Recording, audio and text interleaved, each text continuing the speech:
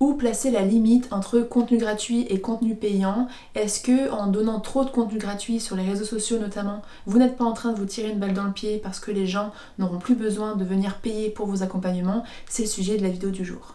Bonjour et bienvenue sur cette chaîne, c'est votre première visite. Je suis Laure, cofondatrice de l'agence Elona. J'accompagne les coachs et les thérapeutes dans leur développement et dans la construction de leur outil de communication pour qu'ils puissent vivre le plus sereinement possible de leur activité.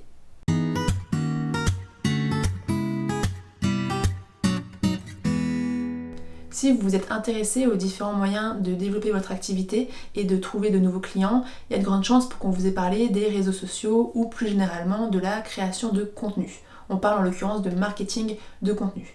L'idée, c'est de créer du contenu sur des plateformes, donc sur internet. Ça peut être les réseaux sociaux, Instagram, LinkedIn, c'est les plateformes les plus utilisées pour ça, mais c'est aussi du contenu vidéo sur YouTube, du contenu email avec la newsletter, ou encore du contenu podcast, du contenu blog avec des articles, etc. Et l'idée derrière cette création de contenu, c'est d'attirer vos clients potentiels, de leur fournir de la valeur, de leur fournir des conseils gratuits, de l'information, etc. pour inspirer confiance et pour qu'ils aient ensuite envie de faire appel à vous pour la résolution de leurs problèmes. C'est une stratégie qui est particulièrement appréciée, notamment par les indépendants, parce qu'elle peut potentiellement remplacer la prospection classique, c'est-à-dire le fait d'avoir à appeler ou d'envoyer des emails et d'aller chercher les clients. Là, vous les attirez à vous.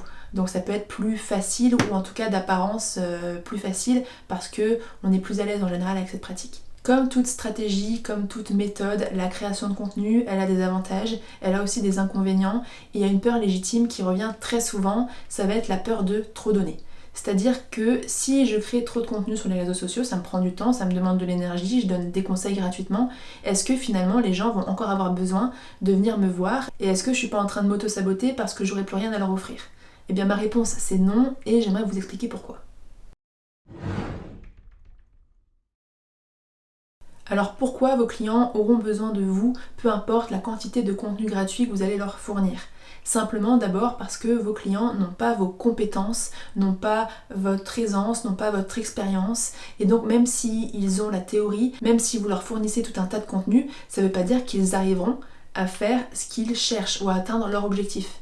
Ils n'ont pas votre connaissance, votre savoir-faire, ils n'ont pas non plus le recul potentiellement nécessaire, et puis peut-être qu'ils n'en ont pas envie tout simplement, parce que ce qui va être simple pour vous ne va pas forcément l'être pour votre client. Encore une fois, il n'a pas été formé, il n'a pas l'expertise que vous avez, et puis il n'est pas non plus passionné. Donc même si vous adorez passer du temps à vous intéresser à tel ou tel sujet, lui pas forcément. La seule chose qui l'intéresse, c'est la résolution de son problème, c'est savoir si oui ou non vous allez pouvoir l'aider. Donc en gros, même si vous fournissez tout un tas d'informations gratuites, la personne va continuer de payer pour gagner du temps, pour éviter les erreurs bêtes, les erreurs de débutant parce qu'elle n'a pas d'expérience. Là, elle pourra bénéficier de votre expérience. Donc encore une fois, c'est un grand gain de temps et potentiellement un gain d'argent parce que ça nous évite de faire des erreurs inutiles. Et puis c'est aussi une façon de déléguer une part du travail, une part de la responsabilité et de se décharger en quelque sorte d'une charge mentale. Imaginons que je sois en surpoids, que je cherche à perdre du poids, je vais me renseigner à droite et à gauche, je vais trouver tout un tas d'informations. En plus, il y a tellement d'informations en ligne maintenant, on trouve de tout, donc presque trop, dans le sens où ça peut être très compliqué de savoir le vrai du faux et de choisir, de faire un choix sur le plan à suivre. Eh bien, si je dois faire mon propre plan de rééquilibrage alimentaire par exemple, ça va me prendre du temps, ça va me demander des efforts, je suis même pas sûre de faire correctement, même si encore une fois j'ai plein de sources. Et puis je vais préférer aller voir quelqu'un, un diététicien, un naturopathe, qui va s'en charger pour moi, parce que ça sera sa partie du travail. C'est à lui de s'occuper de tout ça, de s'assurer que ça fonctionne, et moi j'ai qu'à suivre le plan, ça peut déjà être compliqué, donc ça va me suffire. Et donc là, tout ce temps gagné, toute cette expertise, toute cette expérience, ça a de la valeur, et c'est ça que vous vendez. Et ça, vous ne le transmettez pas dans vos contenus gratuits. Autre raison qui fait que vos clients continueront à venir chez vous, peu importe le contenu gratuit que vous allez leur fournir, c'est simplement qu'il y a parfois un monde entier entre la théorie et la pratique. On l'a tous expérimenté. L'application et la théorie, c'est pas la même chose. Il suffit d'essayer de monter un meuble Ikea, il suffit de suivre un tutoriel vidéo sur YouTube ou de suivre une recette sur internet. C'est peut-être que moi, mais en tout cas moi ça ne ressemble jamais à la photo. Donc en fait il y a vraiment un monde entre la théorie, la pratique et encore une fois l'expérience, la connaissance, le savoir-faire. Ça ne s'acquiert pas uniquement avec du contenu gratuit. Ce n'est pas parce qu'une personne aura toutes les informations théoriques, voire même les informations pratiques, qu'elle saura les mettre en œuvre. Et c'est là où vous pouvez intervenir. Parce que si elle décide de le faire elle-même, le processus sera beaucoup plus long, sera probablement beaucoup plus compliqué et elle n'est même pas sûre d'avoir d'aussi bons résultats. Ça c'est tout bête, hein, mais nous c'est quelque chose qu'on voit beaucoup avec la création de sites internet par exemple. On a beaucoup de gens qui essayent de le faire eux-mêmes et il y a plein de bonnes raisons pour ça, mais on a aussi beaucoup de gens qui reviennent après 1, 2 ans ou même quelques mois parce qu'ils ont perdu beaucoup de temps, beaucoup d'énergie, beaucoup d'argent. Ça s'est révélé plus compliqué que ça leur semblait au départ et donc ils laissent tomber et là ils sentent bien qu'ils ont besoin d'être accompagnés parce qu'encore une fois c'est un métier, ils n'ont pas l'expertise pour. Là l'idée vraiment c'est que la théorie ne suffit pas et qu'aujourd'hui peu importe si vous fournissez trop de contenu gratuit parce que de toute façon si vous ne le faites pas, quelqu'un l'a certainement déjà fait et la personne elle trouvera toujours la réponse à sa question, la réponse théorique en regardant sur Google, en regardant sur des blogs, sur des forums, tout ce que vous voulez. Donc c'est pas ça qui va faire la différence. Là l'idée c'est vraiment de lui apporter l'expertise, le temps et de l'aider à appliquer finalement ce que vous lui avez fourni gratuitement potentiellement. Et puis enfin, troisième raison pour laquelle les gens continueront de venir vous voir malgré votre contenu gratuit, et ça c'est même la plus importante, ça va simplement être le suivi et l'accompagnement. Ce n'est pas pareil de faire seul et d'être accompagné. Ce n'est pas pareil de devoir rassembler tous les morceaux d'informations, de devoir reposer que sur soi-même, que d'avoir quelqu'un pour nous soutenir, pour nous motiver.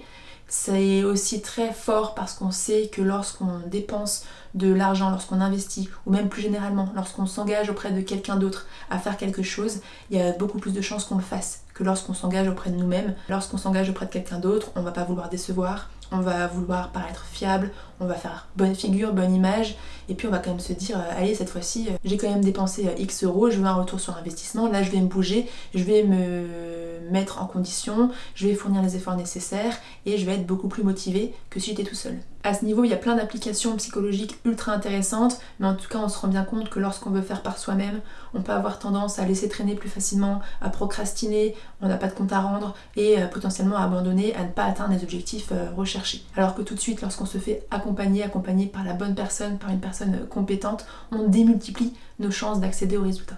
Votre accompagnement apportera toujours, quoi qu'il arrive, une prise de recul, un avis extérieur et tout ça, ça peut parfois suffire à débloquer une situation, à faire le petit déclic qui fera qu'on osera passer à l'action. Bref, ça aura toujours de la valeur.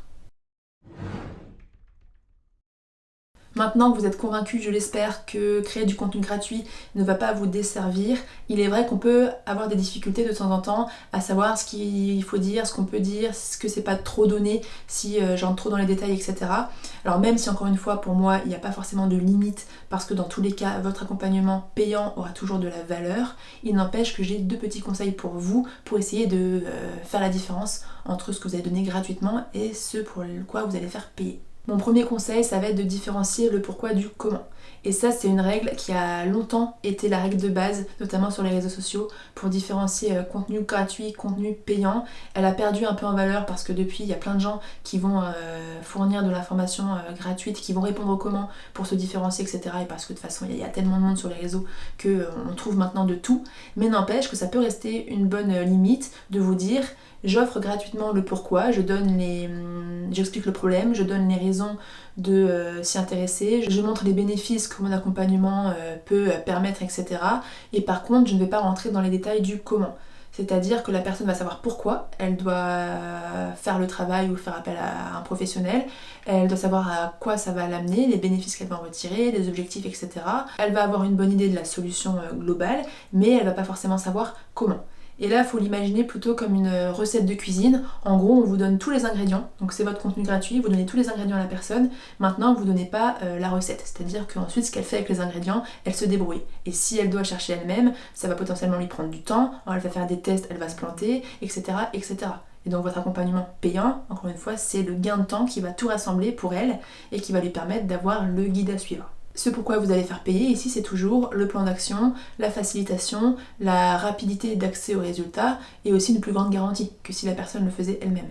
Cette stratégie, elle est aussi intéressante parce que ça vous permet d'éveiller, d'éduquer un potentiel prospect, une clientèle cible qui ne connaît peut-être pas encore votre pratique ou qui n'a pas conscience de son problème ou des bénéfices que ça peut lui apporter. Et donc tout ce travail de sensibilisation en amont peut l'aider aussi à prendre conscience qu'elle a besoin d'une solution et que vous pouvez être la bonne personne pour lui apporter cette solution. Donc voilà une option pour séparer contenu gratuit et contenu payant, à savoir encore une fois que la limite n'est pas fixe, que rien ne vous empêche de fournir du contenu qui répond au comment, mais peut-être d'entrer moins dans les détails que vous le feriez dans votre accompagnement. Voilà, il y a plein de choses qui sont possibles. Dans tous les cas, on l'a vu, ce n'est pas parce que vous donnez le comment que la personne ne viendra pas chez vous et qu'elle n'aura plus besoin de vous.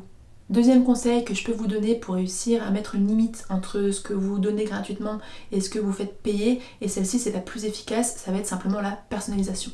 À partir du moment où c'est personnalisé, ça a de la valeur. C'est-à-dire qu'encore une fois, aujourd'hui on peut trouver tout type d'informations en ligne, mais cette information, elle sera toujours générale, ou en tout cas impersonnelle. Elle ne sera pas adaptée à mon cas précis, à moi, à ma situation, à mes contraintes, etc.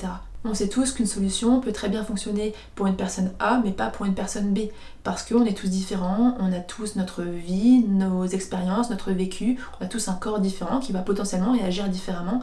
Et donc, on a tous besoin d'un accompagnement personnalisé. Et on est plus sûr d'atteindre nos objectifs avec un accompagnement qui est personnalisé. Donc la personnalisation, ici aussi, a beaucoup de valeur. Si je reprends l'exemple de tout à l'heure, je cherche à maigrir, à perdre du poids, je peux trouver plein de plans alimentaires en ligne, j'en suis sûre. Même si je suis végétarienne, je peux trouver certainement un plan végétarien. Sauf que ce plan, il ne sera pas forcément adapté à mon mode de vie, à mes horaires de travail, à ce que j'aime manger, à peut-être des ingrédients que j'aime pas ou que je digère pas bien, enfin que sais-je. Et si je vais voir un professionnel, il va pouvoir adapter ce plan pour moi. Et là, je serai sûre d'avoir toutes les clés en main pour réussir. Bref, à partir du moment où c'est personnalisé, et le plus souvent notamment en consultation individuelle, etc., c'est personnalisé, ça aura toujours de la valeur et vous n'avez pas à avoir peur de fournir trop d'informations dans votre contenu gratuit. C'est tout pour cette vidéo qui, je l'espère, aura su vous être utile et vous rassurer si vous aviez des doutes quant à la création de contenu gratuit. Et un dernier point à ce propos, dites-vous aussi que votre contenu gratuit c'est votre vitrine. Parce que j'ai déjà entendu des gens qui se disaient mon contenu gratuit, les gens payent pas donc ça va être de moindre qualité. Sauf que si votre contenu gratuit n'est pas de qualité, s'il donne pas envie, et les gens vont pas être prêts à payer. Ils vont se dire qu'est-ce que je vais avoir si je paye, c'est pas de qualité, c'est mauvais, enfin j'ai pas envie de payer pour ça. Donc voyez vraiment le comme une vitrine, plus votre contenu gratuit sera de qualité, plus les gens vous feront confiance et plus ils auront envie de passer par vous par la suite. Je termine là-dessus et je vous invite, si ce n'est pas encore fait, à vous abonner à la chaîne, à mettre un petit pouce bleu à la vidéo si elle vous a plu, ça permet à YouTube de la remonter et de la proposer à plus de monde. Et puis je vous invite aussi à nous suivre sur Instagram, Colline y est très active et je vous dis à très vite dans une prochaine vidéo.